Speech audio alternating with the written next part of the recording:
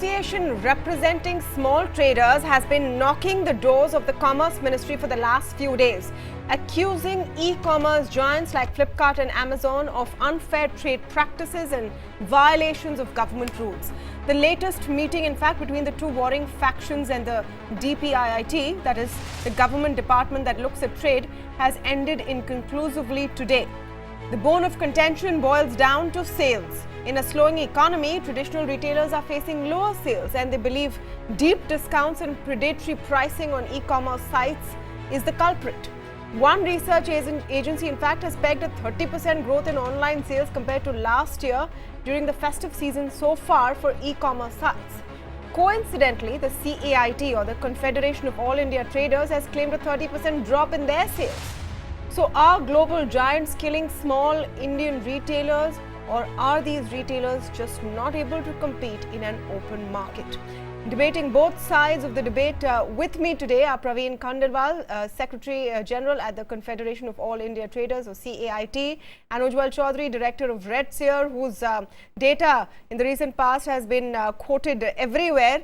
He claims that $3 billion in sales have taken place in the first week of the e-commerce sites of annual festive sales kicking off. Let me come to you, Mr. Khandelwal, first. What has happened at today's meeting and what are your next steps? I believe that you all will also look at legal recourse now, but how can you stop any business from just being successful?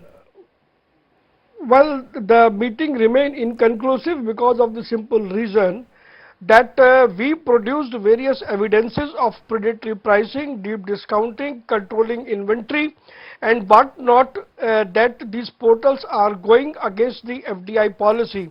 But unfortunately, both Amazon and Flipkart, they do not subscribe our view and say that we are not giving discounts. Discounts are being offered by brands, which is a big statement by them. So therefore, now we have to take the brands on our role, and shortly we will be asking brands to make it clarify whether they are offering discounts or not. If they are offering, then definitely they are violating competition law. Otherwise, the responsibility will lies on Amazon and Flipkart.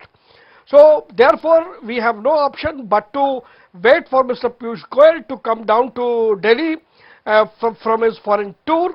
We will meet him, and if need be, we will go to Competition Commission of India, and if need arises, then even we can adopt the route of court as well. Okay. Now, before I come to Ujjwal for the counter view, Mr. Khandelwal, just a couple of things that come to mind. One is, if brands are indeed, as these e-commerce giants claim, offering discounts, why aren't retailers like yourself and others in your association also being able to offer those discounts on their behalf? And secondly, can you really call it illegal to compete in an open market? Can you actually call offering discounts an illegal act?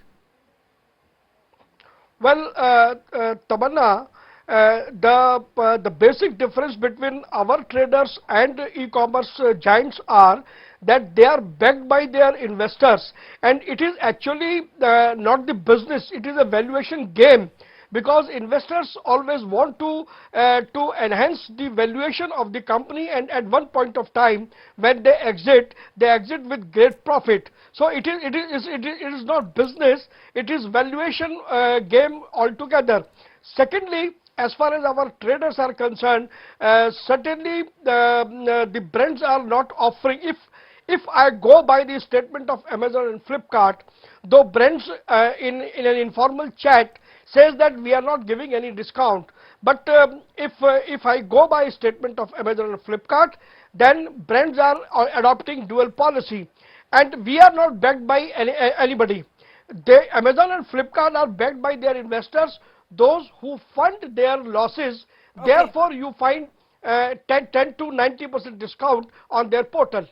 Okay. Ujjwal, the counter, the accusations are grave, because eventually it's coming down to, if you look at the version painted by Mr. Khandelwal, that global funds are backing these firms and allowing them to give deep discounts. Obviously, consumers will go where they get cheaper prices and literally killing Indian retail trade.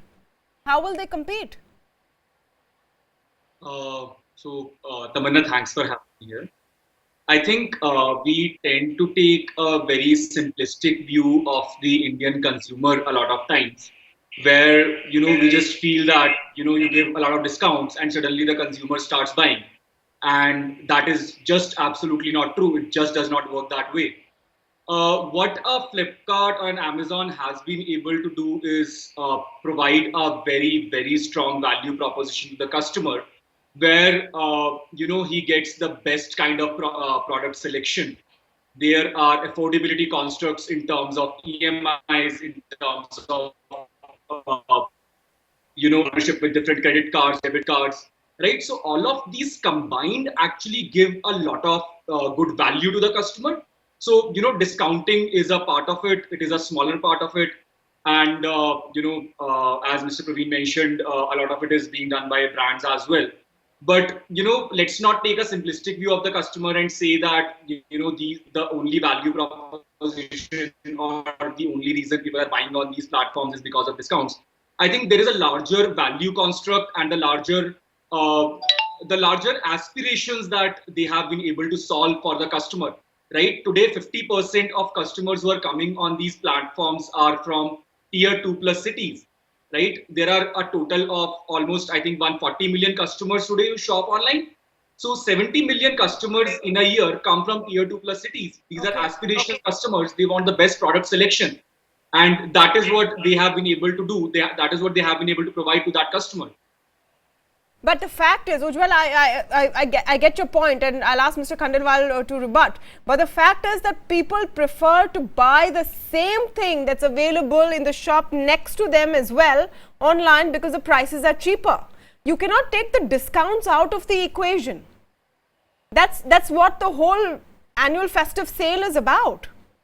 Crazy discounts, 50%, 80%. I don't even know if they're real or not. There's some, investigations which showed that sometimes those discounts also propped up. But that's the big draw. You can't deny that. Sure.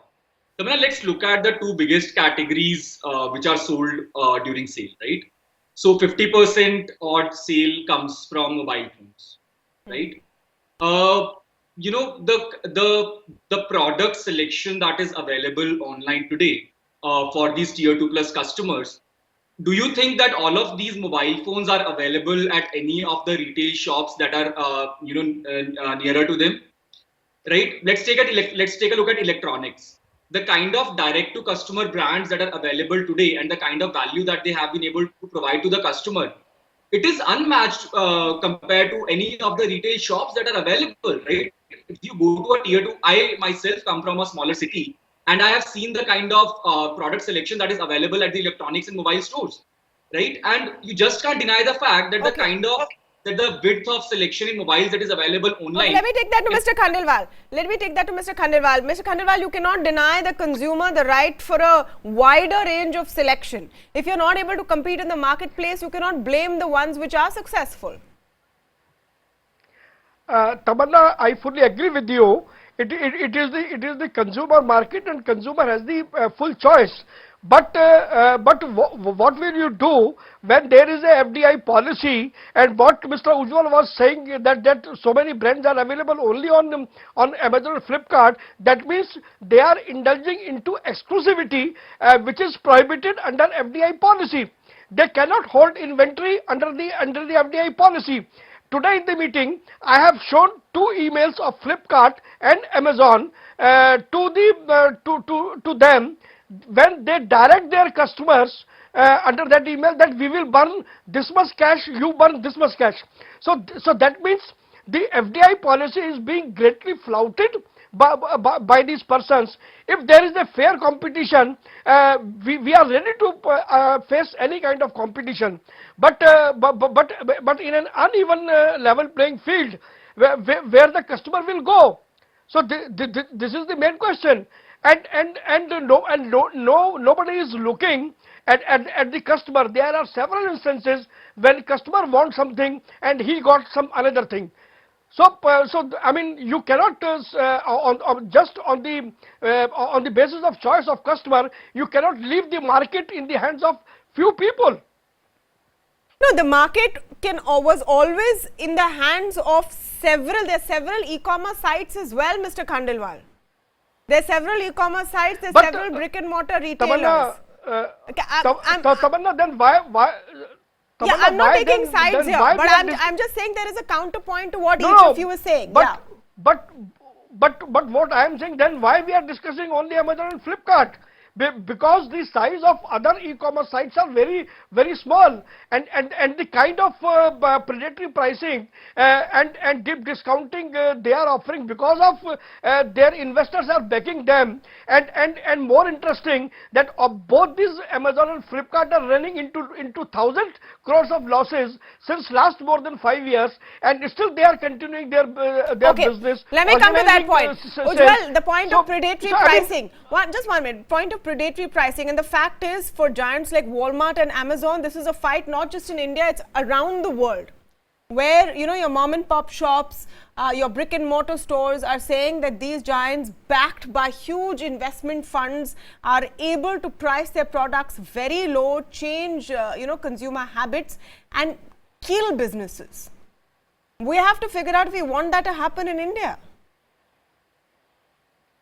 No, absolutely. I think, and I completely agree that any retail shops, any traders that we talk about, the MSMEs that we talk about, it is absolutely a very important part of our economy. I think they add a lot to our GDP, to the entire employment that is provided by these by the MSMEs to the economy. So completely agree that we absolutely do not want to kill the MSME environment. At the same time, for coexistence of e-commerce and small shops. In fact, a lot of the effort today goes into figuring out how do you align, or how do you make these MSMEs more digital, so as to be able to so that they are able to also uh, contribute to this digital economy. I think Reliance has been trying to do this as well. Amazon and Flipkart has done some work in this space as well. So I absolutely think that MSMEs are a very important part of this. And if you look at the platforms today, a few tens of thousands sellers are still active on these platforms. No, but that's a So different thing. Ujjwal, that's a different thing. I'm sorry, I want to have to stop you. That's a different thing. You're talking about these traders selling on your platforms, by your, I mean, big, large e-commerce sites. They don't want to be dependent on you. They want to be able to run their own business without you eating in. Mr. Khandelwal, I know you want to come in, but I want to just contextualize this, because we are saying, say, perhaps the first half of the festive season, Ujjwal's firm has put out data showing that online players have done $3 billion in sales, less than what they expected, but they've done $3 billion. That's not their figures; it's Redseer figures. What is happening with smaller retailers, Mr. Khandelwal? Has this period been bad for you, and do you think that these festive sales are the reason for it? Tamanna, let me before making any comment, let me just put out a very small issue, that 80% of the sales of Amazon and Flipkart are being made by 10 top sellers since last more than 5 years consecutively. The same set of traders are selling the 80% of the volume of business generated on these platforms. So that means the